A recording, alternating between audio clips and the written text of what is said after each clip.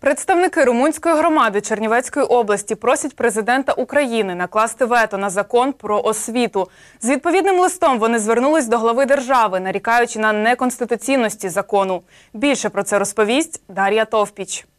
Новий закон про освіту – це панацея чи привід для дискусій? І чи не пригнічує це інтересів нацменшин? Мова йде суто про 7 статтю, яка містить норми, що суперечать деяким статтям Конституції держави. До слова, у Чернівецькій області сьогодні функціонують 47 дошкільних навчальних закладів з румунською мовою, навчання та виховання та майже 80 румуномовних шкіл.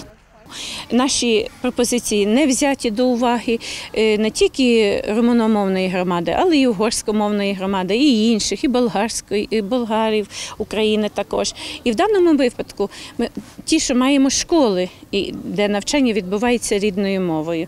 І тому прийшлося звернутися до президента України про те, щоб після проголосування у парламенті подумали добре, чи підписувати його цей закон чи ні. І ми просимо президента скористуватися правом, конституційним правом на те, щоб накласти вето на цей закон.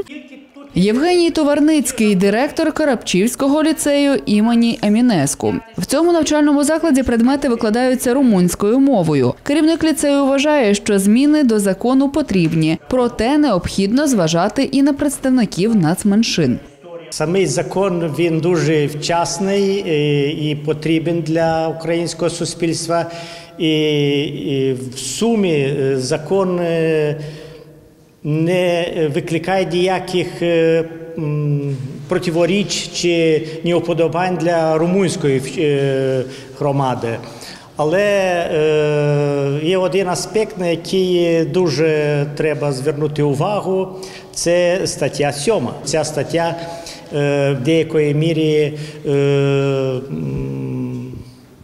невдало сформульована.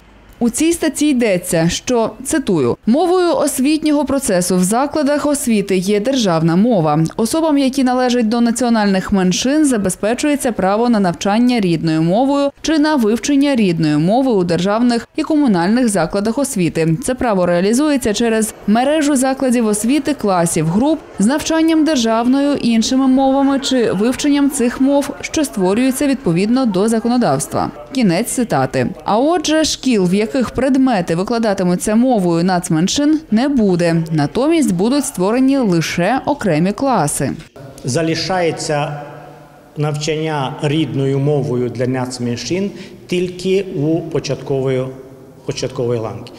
В 5-9 класах поступово збільшується кількість дисциплін, які мали би викладатися державною мовою, а практично в старшої школи, 10-12 класи, вже передбачається вивчення всіх дисциплін державною мовою. Це означає, що таких як такових шкіл, де повний процес навчання буде мовою національних меншин, як воно є тепер, як було 100, 200, 300 років тому, школам нашим є вже багато століть, і завжди процес навчання був рідною мовою при всіх державних устроях.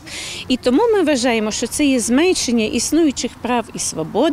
Воно дуже логічно відображається в цих статтях. Представники нацменшин переконують, що в їхніх школах вивчають державну мову на рівні з іншими навчальними закладами і спілкуються українською вільно. А шкільна програма ідентична тій, за якою працюють в звичайних школах. Різниця вона лише мовою викладання. Дар'я Товпіч, Андрій Соколовський, Чернівецький репортер, телеканал Чернівці.